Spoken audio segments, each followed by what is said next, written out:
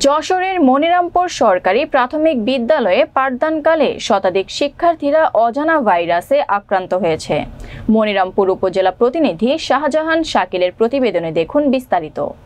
মঙ্গলবার পৌর শহরের মনিরামপুর সরকারি প্রাথমিক বিদ্যালয়ে এ ঘটনা ঘটে। এতে শিক্ষক, অভিভাবক ও শিক্ষার্থীদের মাঝে আতঙ্ক ছড়িয়ে পড়ে। খবর পেয়ে উপজেলা নির্বাহী অফিসার বিদ্যালয় পরিদর্শনে যান। এ ঘটনায় তদন্ত কমিটি গঠিত হয়েছে। বিদ্যালয়ের প্রধান শিক্ষক গৌতম হালদার জানান, সমাবেশ শেষে শিক্ষার্থীরা বিদ্যালয়ের শ্রেণীকক্ষে প্রবেশ করলে চতুর্থ শ্রেণীর শিক্ষার্থী জান্নাতুল প্রিয়ার শরীর চুলকাতে থাকে। তারপর একে একে প্রায় শতাধিক শিক্ষার্থী আক্রান্ত হয়ে পড়ে। আক্রান্ত শিক্ষার্থীদের মনিরামপুর উপজেলা স্বাস্থ্য কমপ্লেক্সে নিয়ে চিকিৎসা দেওয়া হয়।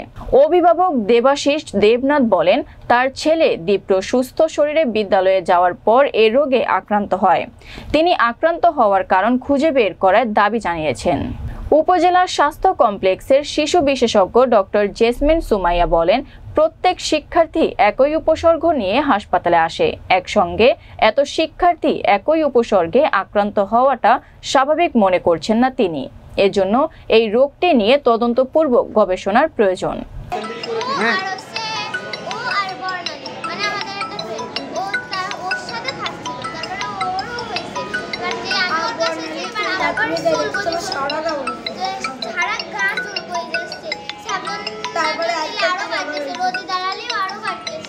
করে দেখি নিচে এসে দেখি কয়েকজন ছেলে মেয়ে মানে গা চুলকানো শুরু করেছে। ক্লাস পড়া চতুর্থ শ্রেণীর ছেলেমেয়েরা।